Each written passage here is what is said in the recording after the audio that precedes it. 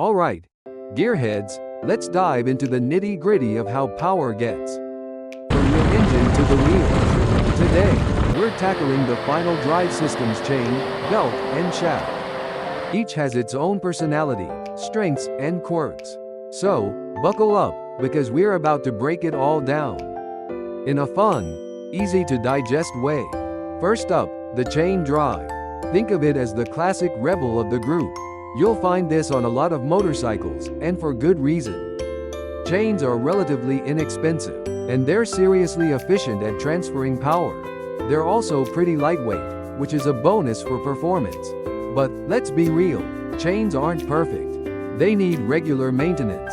That means cleaning, lubricating, and adjusting to keep things running smoothly. They also stretch over time, so you'll need to replace them eventually.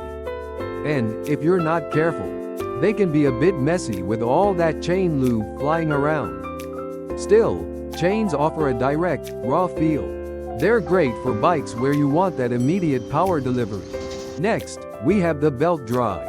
This is the smooth operator of the final drive world. Belts are super quiet, cleaner than chains, and require less maintenance. They absorb a lot of vibration, which makes for a more comfortable ride. Plus, they last a long time. However, belts can be a bit pricier than chains.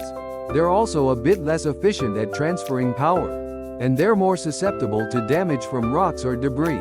Belts aren't as common in high-performance applications, but they're a great choice for cruisers and bikes where a smooth, low-maintenance ride is a priority.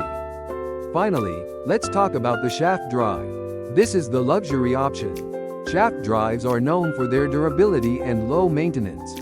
They're enclosed, so they're protected from the elements, and they can handle a ton of power. The downside? They tend to be heavier and more complex than chains or belts. Shaft drives also have a slight power loss compared to the others, and they can sometimes feel a bit less responsive. However, for touring bikes and motorcycles designed for long distances, shaft drives are a top choice.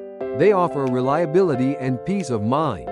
So, which final drive is best?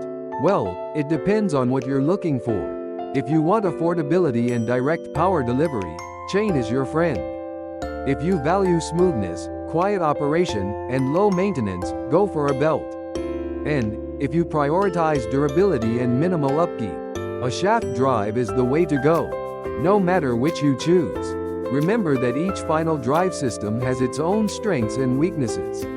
Happy riding!